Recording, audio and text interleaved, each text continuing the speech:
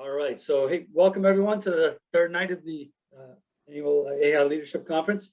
Appreciate you being part of this conversation. And tonight we have with us, we're going to focus on the girls tonight. I'm going to share my screen real quick so everybody can see it.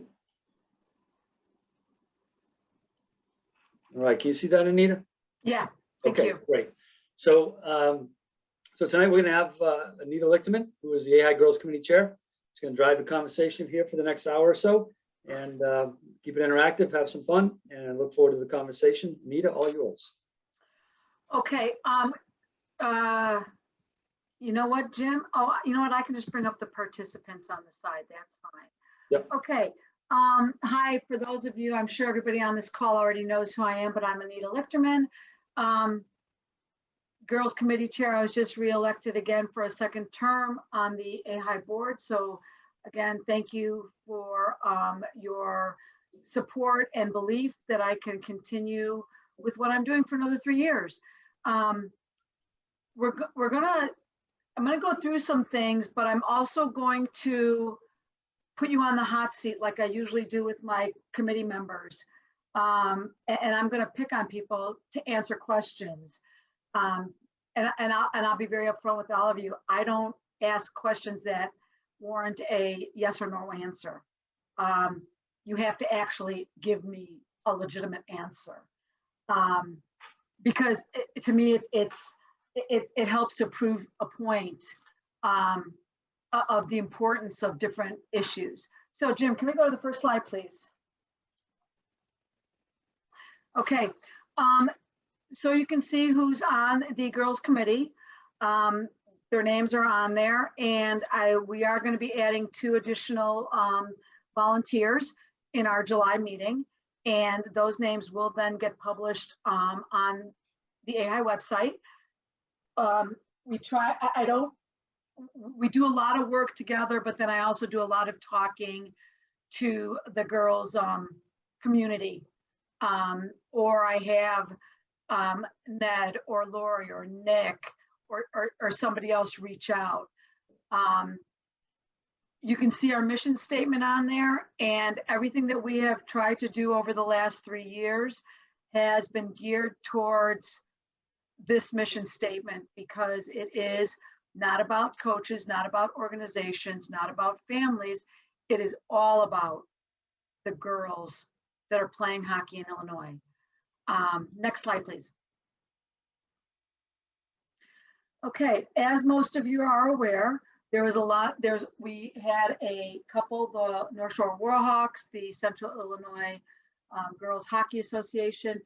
Those were our 2 most outstanding in the sense of public all-girls affiliate organizations. Laura Johnson helped me put together a proposal, and after asking her for an enormous amount of help to try and communicate properly with the girls community, we felt that it was more important to break the girls out with the number of teams that we have and affiliates that we have, to break them away from the Tier 2 youth organizations and give them their own ILH ID number so that we can communicate and, you know, graph and chart and do the other things that we can do to help better girls hockey and better the community, so that everybody knows where teams are located. And it's important as we move forward that the girls community really comes together and really works together instead of apart. It shouldn't matter that you guys beat each other up, you know, all season long playing each other. What should matter is that we all make sure that we have one common goal, and that is to make sure that any female hockey player that wants to play has an opportunity to play and has a home to play. And if a girl doesn't make your team at your affiliate, get the word out, you know, send it to me. You know, 2 years ago, I can't really speak about last year because of the pandemic, but 2 years ago, we had about 10 or 12 girls that didn't have a home. And as God is my witness, and God bless my member, you know, my committee, we found a home for every single player. And 2 years later, they're still playing. And we all work together. We work the phones, we sent emails out, you know, we talk to each other, and that's what we all need to do. Everybody on this call and everybody out in the girls community.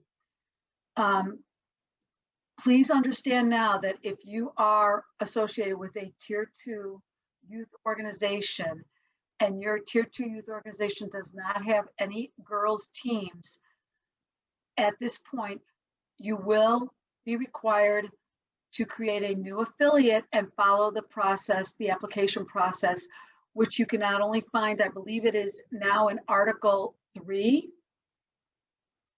as well as in Article 17, which is the girls article in the AHAI rules and regulations.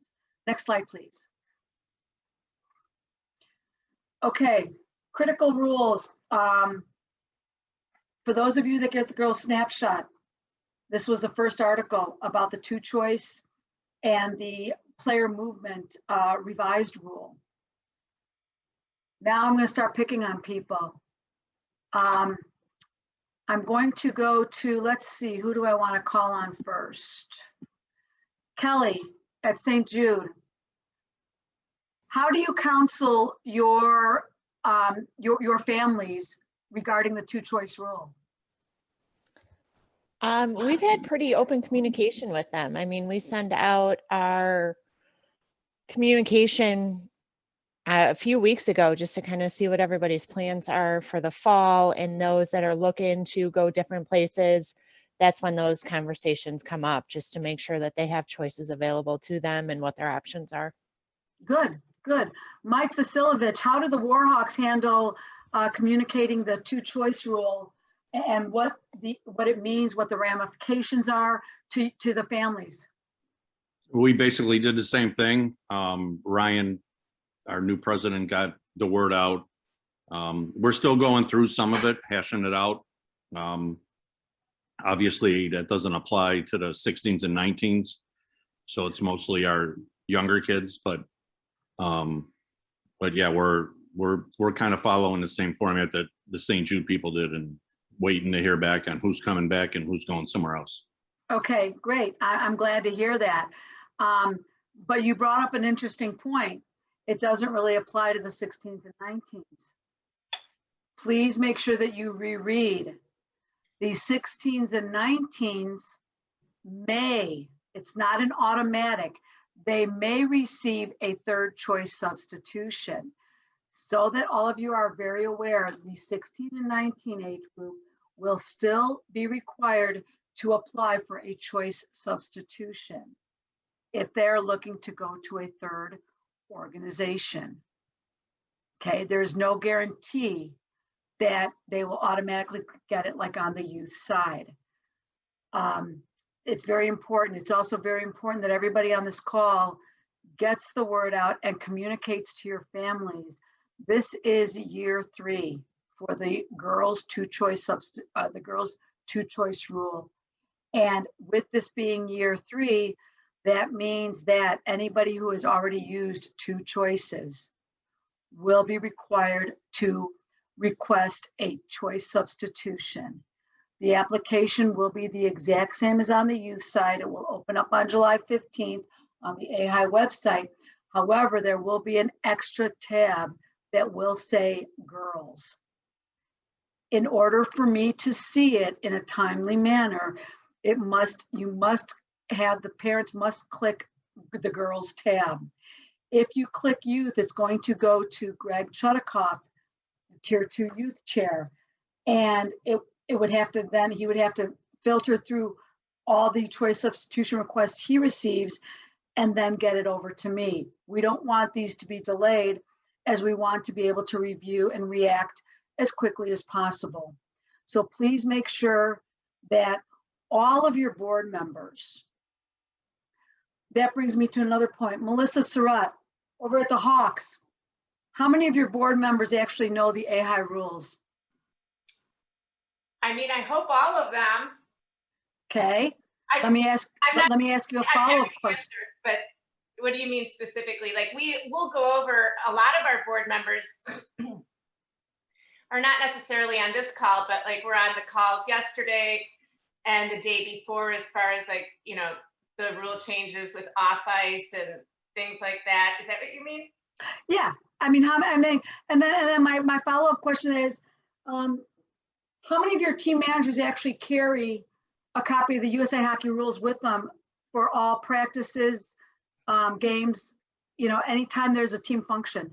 Well, I know they all have phones, so they probably would look at something there if they need it. But to be honest with you, I'm sure that close to none of them do. I'm a manager and I don't carry a copy, and I'm the president, and I don't carry the copy of the rules with me. But I do, like, frequently something will come up and I'll go to the website or, you know, use my phone for that.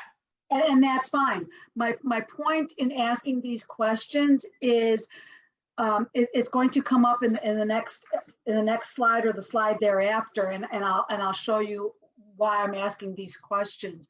But it's very, very important for board members, coaches, team managers to know not only the USA Hockey rules, but also AHAI's rules and regulations, so that they can properly respond to questions.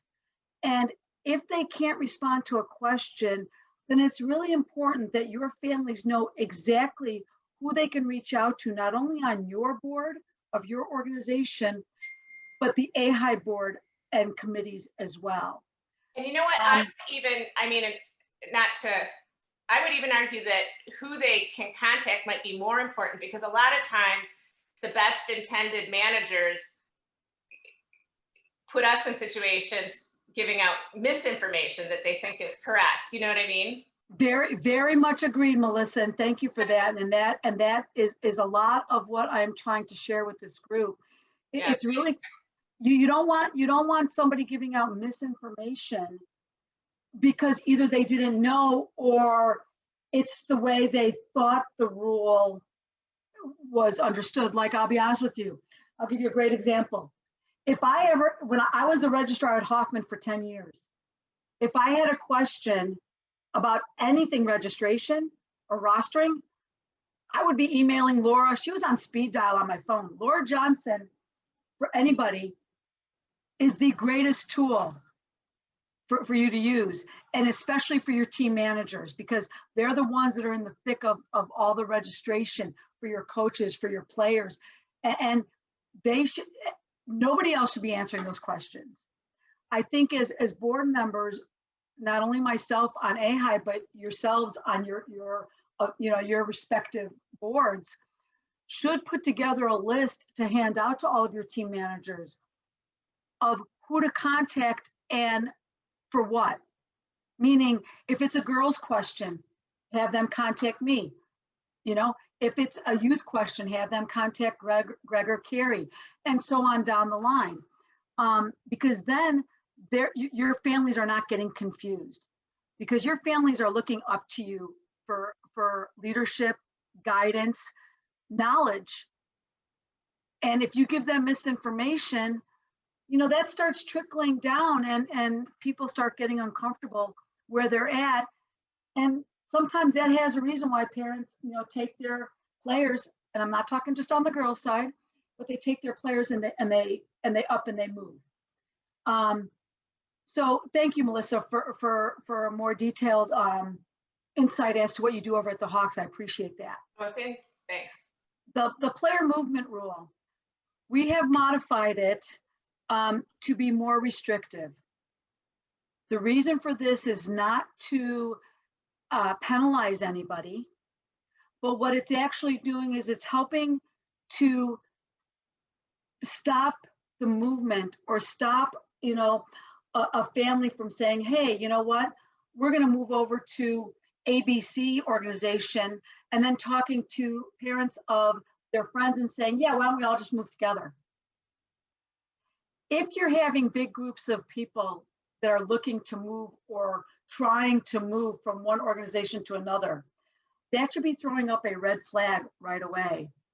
And I would strongly encourage all of you to put together some type of exiting interview questionnaire, because that questionnaire, you know, why are you leaving? What did you not like about, with not with questions that are yes or no answers. with actual questions that they have to give you some type of answer. Because you might find that the reasons why they're moving are more in-house.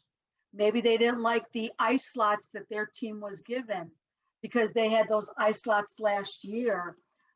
Maybe there was a philosophy, a coaching philosophy, between the head coach and the assistant coach that would spin off and maybe made the entire team feel uncomfortable. Maybe, there's not enough off-ice activity or team building exercises. So there's so many different things that can play into why families up and move that I think some type of exiting interview questionnaire may be very beneficial to everybody. Just a thought. The final part of this let's go down the bullet points. National bound declarations for state. Again, just a reminder, 14U, 16U, 19U are national bound levels. Any dual rostered player on a youth national bound and a girls national bound team must declare which team they are going to play for in the state tournament and beyond by December 31st of each year. If they choose the youth team and that team ends up losing in the play-in games or during the state tournament, they cannot then come over to the girls team and continue on with the girls team. If a player does not submit their declaration, then it will be up to the Central District Registrar, and Tom Hansen bases his decision on which roster that player was certified on first. Okay, age classifications are down there. I don't know if they're up on the USA Hockey website yet or not, but they will be on this PowerPoint slides. And I believe, Jim, correct me if I'm wrong, but these slides will be posted for people to view and or print off. Yes, they will, Anita. Okay, thank you. Let's go on to the next slide. State tournament, I'm just going to touch on it real quickly. As you all know, the Tier 1 is a championship series. That will be done at Mount Prospect again, I believe. That hasn't changed. It'll be the same weekend as the AAA boys, the Tier 1 boys, or youth, I'm sorry. I should have changed this because there is no more Tier 3. Tier 2 youth, Tier 2 girls will have play-in games. We'll have play-in games again this year, and we will go down to the Final Four for the round robin. I am hoping, I was working with Sylvain Turcotte and Nick Lavelle. We were all set to use the Glenview Ice Center, and I'm going to work on having it there again next year. Championship day will begin at 9 a.m. I'm hoping, we had some great games 2 years ago, and I think everybody here knows that almost every single game went into overtime. That is a true state championship tournament. And it was great. I know it was a very long day, and some teams had to, and a few teams had to wait up to 2 hours, but it was fantastic. And it was the best competition I have ever seen at the Tier 2 level for girls. I think it was, and I think it's only going to get better and stronger. Again, there will be no 14UB division. On that note, I also want to remind you that in order to be considered national bound at the 14U level, you will not be allowed to have any 12U player on that roster. Now, that is not to say that you cannot have a 12U player on your 14U roster, but if you do, and that roster, and you get notified by Laura Johnson that you have an eligible player, we will still allow you to have that team. However, understand, and all your parents have to understand, that they will not be eligible to participate in the state tournament because it is a national bound level. Any questions on that, I'm happy to take. You can email me and I can talk with you.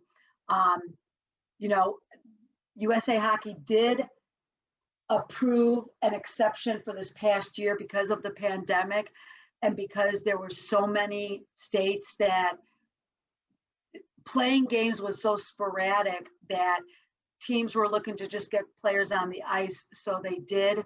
The girls women's section for USA Hockey did make an exception and allow it to go on one more year after it had sunsetted. Next slide, please.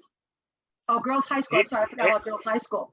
Hey, Anita, Ryan Yes. McGuire, real quick on that. If you move it up in age level, a 14 playing on a 16 team, is that hold true or no? That is okay. Okay, that's what I thought. I just wanted to confirm. Thank you. You're welcome. No problem. Thank you. Good question. Girls high school. We have almost all of our girls high school teams have dual or double rostered players on them. And for that reason, I've worked very closely with Jack Weinberg in trying to make sure that we have as little conflicts as possible, so that the girls can, the girls don't have to make a choice. It not only hurts the player, but it also hurts the teams. And we want to just make sure everybody has a good experience. So we don't make any promises, but we do the best that we can for those players to make sure that they're getting they don't have to choose one team over another. Okay, next slide. Thank you. Great. Anita, Claire O'Connor has a question. Oh, sure. Hey, Anita. Hey, everyone. Do we know dates for when the state round robins and all that are starting? Because we want to finish our season, obviously, for the girls' high school before that. So if we know the dates early, we could do it. Yeah, so I think a couple slides later, Claire, I'm going to go over some of the important dates that we already are aware of. Okay. And then we should be finalizing, I believe, the state round robins by our September meeting at the very latest, because I do believe that in September, when we have our fall caucus for Central District, we need to make sure that we know exactly what the Central District Championship weekend is. Okay, great. Thank you. Thanks, Claire. Okay. All right, America's Showcase. For those of you that are not aware of this, the dates have been set. It will be April 21st to the 25th next year down in St. Louis. As of right now, it is 100% a go. 2 years ago, before the pandemic hit, when we opened up registration, we saw the largest numbers ever in Illinois of girls registering to try out. We at one point had 7 goalies for one team, which I contribute to all of you folks for doing such a great job in getting girls involved in girls hockey. The benefits, it really helps those girls that don't always get a chance to be seen by college scouts, a chance to be seen. It gives them a chance to play with other girls, practice with them for a few times, and then go away and play in a tournament and showcase what they can do, not only individually, but as a team player. Who's eligible? Juniors and seniors that are not yet committed to a college or university. Sophomores are eligible. We can take up to 6 sophomores on the team. Before COVID, before the whole country got shut down, I had actually gotten the approval to have 2 teams because of the number of registrations we had received. And unfortunately, then everything shut down. But if the registration numbers are there, I have every intention of taking 2 teams to St. Louis next year, because I feel that's a great testament to the state of Illinois. And the more girls that from Illinois that I can get seen in front of college scouts and coaches, I have no problem doing that. So please, get the word out. It'll be in the Girls Snapshot, the AHAI newsletter. It'll be on the AHAI website. Information will start coming out next month on the Girls Snapshot July edition. That's when I will be turning on the calendar of events, and information will start trickling on that for people to know when registration is going to start. And with the fact that we have now separated out girls into their own ILH number, it's going to be a lot easier for me to communicate with the girls community, for Laura Johnson to be able to help me, get reporting purposes, or to get communications out there, blast emails. So it's really going to be, you're going to get inundated with a lot more information, because I believe in sharing it. The more it's shared, the more the word gets out there, and the more we're successful as a girls community. Try out some practices. Those will be determined. The registration, again, it'll be emailed, it'll be published. What I want to tell this group is, if you know of any girls that are playing on youth tier 2 teams, or youth high school teams, and they're not playing girls hockey, this is for them also. They are eligible as long as they are a junior or senior that is not yet committed. So please make sure that they're aware of this as well. Next slide, please. Okay, this is where I want to take some time here, and I want to kind of have you guys come out and tell me. I'm going to pick on, let me see, who should I ask for next? Carrie. What kind of resources, yes. What kind of resources do you think this group can look towards if they're looking for help? Well, I know we're going to talk about it a little bit on the tier 3 roundtable, just about growing the game. You, Greg, and I, between tier 2 girls and tier 2 youth, we've pretty much had a united front. So we've been pretty much working together, so they can, always come to us and get information from us. Great, thank you. Let me see, who's next? Laura Johnson. What are some examples of how an organization can build trust and confidence in their young female players? Putting me on the spot, huh, Nina? I told you guys, I'm putting everybody on the spot. I love it. Okay, I would think one of the best ways they can build confidence is by giving them information, being honest, and being transparent, and just giving them as much information and resources as they possibly can. Did I pass? Yes, you did. Thank you so much. Thank you. Don Matthews. Now you're on the spot. Hi, Don. I haven't talked to you in a while. I hope all is well. Let's go to the get involved and stay involved. How do you get parents involved, and maybe even get girls involved to give back and to help out your team?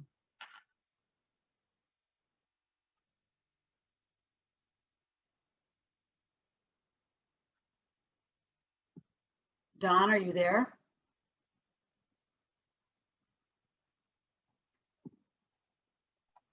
Can you hear me now? Yes, I can hear you now. Okay, sorry about that. My team is singular, so we're the Scouts Wake Forest High School team. So we're a pretty tight-knit group in terms of communicating. So all of our activities are typically word of mouth, and when we're trying to recruit, it's essentially word of mouth as well. The girls knowing which students rising in high school are going to be coming to their school. So I'm not sure if we're the best example of how we get people involved being a one-team club. No, that's fine. I mean, I think I heard you said that that the girls talk to other girls at school and something, and that you're a tight-knit group. But how did you? Well, I think we're having problems with your audio. But thank you, Don. Abby, I'll ask you the same question. How do you get parents involved? How do you get your players involved in giving back to the sport, or doing things outside of actually being on the ice and playing games? What we did last year is we hosted a spring tournament, and then we also do some girls only try hockey for free events. Okay. And during your spring tournament, did you have like a sign-up sheet? Do you have parents did you like assign certain items to each parent to help out? Yeah, almost all of our parents were involved in some capacity with the tournament. Okay, great. Is anybody from the Chicago Bruins here online? I don't know if Lori Markowski is or not. Because Lori does an absolutely unbelievable mentorship program with her older players and how they mentor the younger ones. And I would strongly encourage all of you to reach out to Lori and find out what she does, because it's been very, very successful for a few years now over at the Bruins. Nick, I'm putting you on the spot now at Glenview. So, Are you hi, ready? Nina. Hi, Yes, Nick. can you hear me? No, we're not. We're gonna get something else here. Oh, got it. All right. How do you build trust between your coaches and your players, your board and your coaches, and the girls with each other? So, all right, so good question. And a lot of it has to do with all of the cohesive events that we try to do together with our group. So, I mean, it ties a little bit to your last question. Like, we have like big sister, little sister events where, you know, we have our 10s come out, you know, with the 12s, and 12s with 14s, and 14, 16, 16, 19, and so on. The coaches get together on a regular basis to kind of work skills with each other in each group, to help sort of make sure that everyone knows all of the girls in the organization. And then when we're able to go on tournaments together where we can have that, you know, older, and we have multiple teams there, we'll try to have some sort of an event where we, whether it's a team building or something along those lines, where we get them together. It's, you know, it's real important that our younger group gets time with the older group, because I mean, that's who they're aspiring to be. And, you know, we kind of drive that point home, and luckily a lot of our parents have kind of bought into that too. And the parents in the older group will see, you know, the younger parents and kind of help them get acclimated to those that are going through it for the first time. So Great, thank you. The reason why I bring this up, everyone, is because a lot of the Women's Leadership Summit over the last 2 years that I've been lucky enough to be part of, it is all about how you give these young women and girls a voice, how you can get more women involved in the sport, whether it's on the administration side, the volunteer. There's so many different things. How do you network, not only within our own state, but across the country? What resources are out there? The attention grabbing phrases, I actually put together a list. And if you would like that list, please feel free to send me an email, and I'm happy to share that with you. There was a whole PowerPoint, and if I have that, I'm happy to share that with you as well, about confidence and building trust. And it was amazing that during this summit, both years, how much they keyed on how much there is a lack of confidence in young ladies and in girls, and how a lot of times that would then end up having them isolate themselves and not really understand what it means to be part of a team, be part of a family.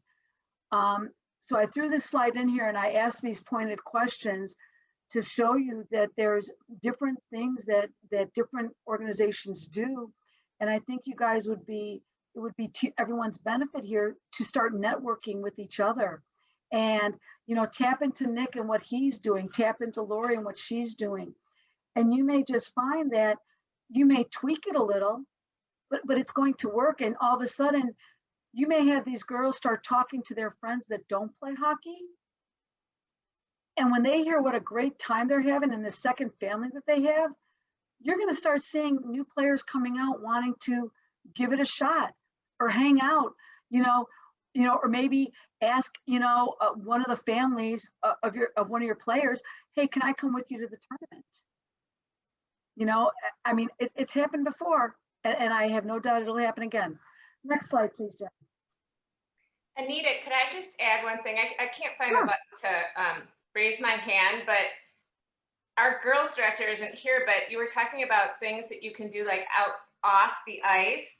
And he called me last year and said he had heard of someone that was really good and he wanted to bring them in to give a speech about nutrition, but the woman also like threw in like body image type things too for girls, you know, for the girls that are like approaching teenage years. And I thought that was really, really good because he said that even in practices, he had heard maybe girls starting to, you know, talk about in a not positive way about, you know, things that are going on and developing and things like that. So I thought that was a really good idea.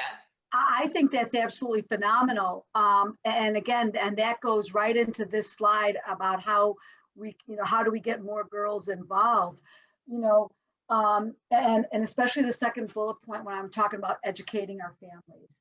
So Yeah. a lot of the questions that I've been asking all of you and putting you on the spot is about education. It's about empowering your families with knowledge. It's about being transparent. It's about asking for feedback, asking for help. And quite honestly, you know, you may be very surprised if you give somebody a task and make it fun, you're going to find out that they're going to be coming to you and saying, hey, Melissa, or hey, Laura, or Ned, what else can I do for you? What else can I help with? You know, give them, you know, take 2 or 3 moms, ask them to plan a girls' night. You know, there's all these jewelry making things and arts and crafts classes and stuff. And I guarantee you, you ask 3 or 4 moms on your team to do something like that, they will put it together and you'd be impressed. To get more girls involved, we all know that there's Girl Scouts, Indian princesses, but what a lot of people forget about is softball, tennis players, swimmers, lacrosse, golfers. You know, you need to go to these other sports. You don't notice, like, I'll give you an example. My son and my daughter both, I mean, they both played hockey. They also play baseball and softball. My son also played tennis. You know, there are sports that go together, and you could do, like I said, in the Create the Fun programs, you can do hockey themed arts and crafts activities because the girls will love that, but it's a team building skill. It comes back to the empowerment. You can have street hockey games. You can have floor hockey games. I mean, I think all of us, you know, well, at least I know in grade school, we always had floor hockey as one of our gym, you know, things. And I always ended up having to sit on the stage because I never could keep my stick below my waist. But, you know, you have fun with things like that. Do a lot of, girls love doing things with other girls. They love doing things that are not necessarily hockey, but you can give them a hockey theme. You know, we had one girl on our showcase team, one of our goalies. She was from the Central Illinois area. This was 3 years ago. She made bracelets for every single girl. And to this day, I was called the team mom. Even though I was the manager of the team, I was the team mom. And I still have the bracelet she made for me around my console in my car. And every time I look at it, I smile because that was something that she did. She made that for every single girl on the team and a few of the moms that helped out, whether it was, you know, monitoring the locker room or holding all the cell phones. You know, those little things mean a lot to the girls, especially the younger ones. So I would encourage you very strongly to empower your families with knowledge, not only about the rules, but the actual game itself, about everything. Get them involved. You may find out that they just don't know how to ask to get involved. When I used to be a team manager, I took I had a chart when my kids were really little, like mites, you know, and I made a list of, you know, which family was bringing treats. One brought the snack, one brought the drink. We made it a point to do a team breakfast every Sunday morning after our 6 a.m. practice. You know, we had a standing reservation at Barnum and Bagel in Skokie because my kids played out of the Skokie rink. You know, but those kinds of things, a lot of those kids that were on those mite teams, to this day, they still communicate, or they run into each other, or they talk to each other, their Facebook friends. Those are the kinds of lasting relationships that will get more girls involved in your programs, because these girls that you have on your program now will go and talk to others, and it'll just be a domino effect. Ruben, what do you do to network to keep getting girls teams interested in playing Nihil? Well, luckily I have a nice network of girls program leaders throughout the clubs here in the Chicagoland area. Several of them are on this call. And the other thing that I do is I also reach out to things that are not extremely far away geographically, where there are also like girls teams that could possibly want to play in the Northern Illinois Hockey League. So that's why we have clubs sometimes from the Irish, sometimes from the Fusion in Indianapolis, from the Lady Cyclones in St. Louis. Quad Cities now has girls teams.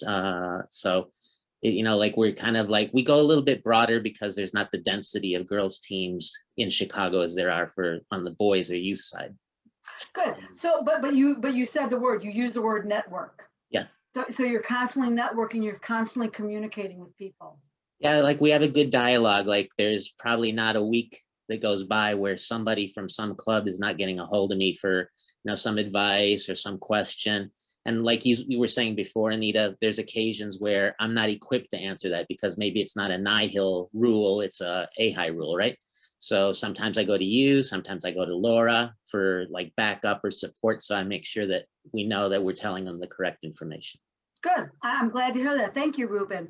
Sydney, do you have anything at your organization that you guys do? And I'm not off ice, like team building activities. I'm not talking about dry land. Yes, like last year we did a tie-dyeing event, so we invited like all the girls that were on the team, even in our like future admirals programs. We did a tie-dyeing event with them, and then we also did like pumpkin smash, so it was like a fundraiser, like get to donate all your old pumpkins and then smash them. So we did a couple events like that. We also did like a pumpkin decorating too in the fall. So we did a bunch of little different things and the girls all loved it. That's great. That's awesome. And was it you and the Admirals organization that thought of this, or did you get some parents involved, moms and dads involved? I had my mentor, one of our moms, she did always coming up with ideas. She's like, let's see if we can get into Brookfield to decorate, you know, a Christmas tree there, like trying to do all those different activities, and just getting the help from all the moms to join in to really get the girls more excited about doing more things other than just playing hockey and just bonding with each other. That's great, Sydney. Thank you for sharing that. So as you guys can see, there's a lot of great ideas out there. And I mean, my next 3 years, part of my mission, as well as the girls committee, is to really get this girls community to become one big close-knit family, you know, to work together instead of trying to work against each other, because I think that that's really important. I think that's going to elevate us to the next step. And I think we're going to see more and more girls coming into the program, or coming into the hockey, into the sport of hockey. Jim, can you go to the next slide, please?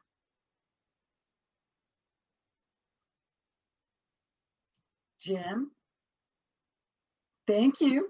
All right, so here are some dates that we are knowing. Claire, this is going back to your point, to your question. Here are some of the save the dates. These are dates that are confirmed that we are very well aware of. Typically, and we can work a little bit backwards here, but again, I don't want to give you any specifics. And as soon as I know them, They will go on the girls snapshot calendar of events, and I will make sure that we can get them on the AHAI website also when you look on the calendar. So typically, nationals requires that all the district championship tournaments be completed 2 weeks prior to the start of the national championship tournaments. Excuse me. We want to be done at least 10 days prior to the Central District Championship Tournament.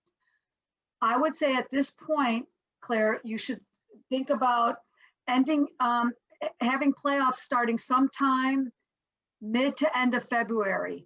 That would be a good question to ask Jack in the high school roundtable later on this evening, as he could have potentially more answers.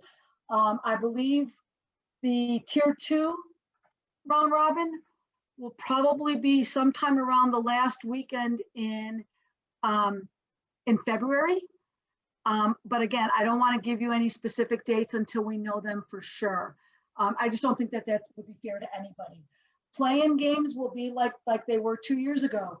You know, the two teams will have to set up a schedule of the game, you know, secure the officials.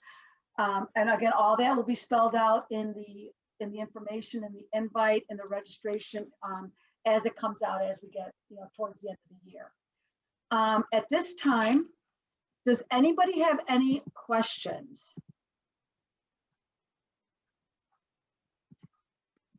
Really, people? We have this is an early one. We're not even like. Yeah. Hey Anita, it's Ryan McGuire. I did have a question to follow up on the third or two choice rule, you know, and the timing on that.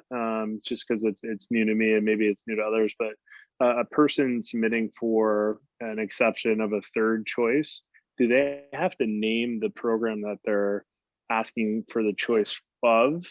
Or is it just a general, you know, asking for the third choice and then, you know, going to explore? Can you just talk about that a little bit?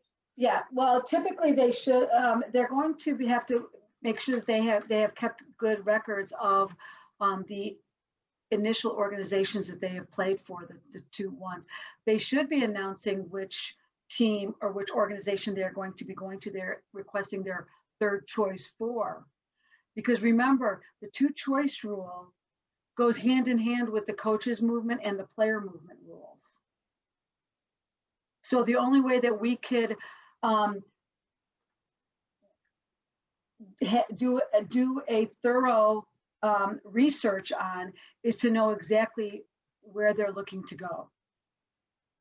Got it. That's helpful because I just was trying to envision, you know, for the purposes and the reason that you said earlier, you know, family wants more focus on community, wasn't, you know, all the exit interview pieces that you said, and is seeking to go to another program, but, you know, given the restrictions that are there and the selection process that happens, it may be that they're not able to make that third selection. So, you know, and there's probably a process of going through that, you know, prior to or after that selection process. So I was just trying to understand from a guidance to the memberships or people that might be inquiring about it, how to respond to them in that way. Yeah, and Laura, thank you for letting me know that. So I'm kind of new on this portion of it, only from a standpoint because this is year 3. I haven't. I need to. Ken, Michael, and I are still working on how the whole application looks and everything like that. I do. Laura did say that it is part of the application for that they must list what organization they are going to. Okay, they have to select that's helpful. So thank you, Ryan. That was a great question, and Laura, thank you for educating me as well. Anybody else? Yeah, I have a question, Anita. Sure. Okay. I believe that before the 2, 4, 6, 8 rule used to be the same on the boys' side as it was on the girls' side, right? Honestly, Ruben, I wish I could say yes, but I've been working on the rules so much that I don't know if they were exactly the same. I think the numbers of kids allowed to import, I think, were the same, but now I think that was the same, and I think that the girls' side we had a few exceptions. as did the boys. But now the boys' side has become more restrictive. Can you help us understand, like now it's slightly different? I think now on the boys' side it's 2, 3, 4, and on the girls' side it's staying 2, 4, 6, 8. No, it's so the girls is we eliminated the 8. Okay, Right. we are now 8 at the 8 and 10U level. It's 2 at the 14. I'm sorry, at the 12, it's 4. And at the 14, it is 6. However, no more than 4 players from any one organization at the 14U level can be taken. Okay. Right. What I would, again, the reason why we did that is because there are a lot more youth players on the youth side, obviously, than there are on the girls' side. You can take, and this happened 2 years ago. If we kept that number 8 at the 14U level, if you took 8 players from one organization, you kill a team. Right.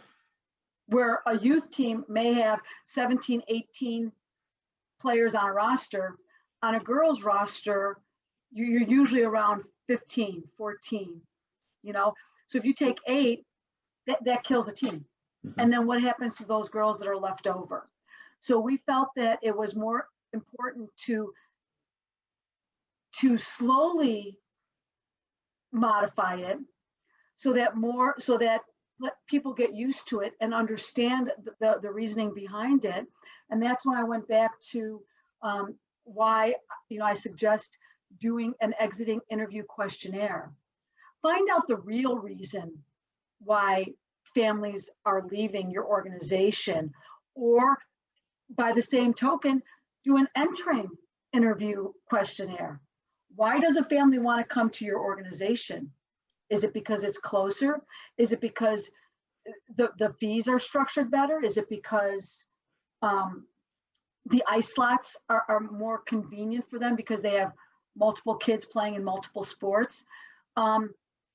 So what we're really trying to do is help those large and small organizations that may have smaller numbers on their rosters be able to sustain those teams and give stabilization to families so that they know that they have a stable environment and that organization is going to be able to sustain a team year after year. Thanks, Anita. You're welcome. Anybody else? Okay, well, with that, I want to say thank you for everybody for being here and for participating and letting me put you on the spot. And I don't know if you're going to be hanging out for the House League Roundtable that's next, and then the high school roundtable that's after that. And please feel free to reach out to myself or any of the committee members at any time if you have any questions. I hope you guys all have a great evening, a great summer, and get ready for hockey. It's right around the corner. Great, Anita. Excellent job. Thanks, Anita. Just so everybody knows, the PowerPoint as well as the recording will be posted on AHAI.org, our YouTube page, AHAI News, tonight and over the next few days. So you can get a recording and any of the slides that Anita went through. So thanks, everyone.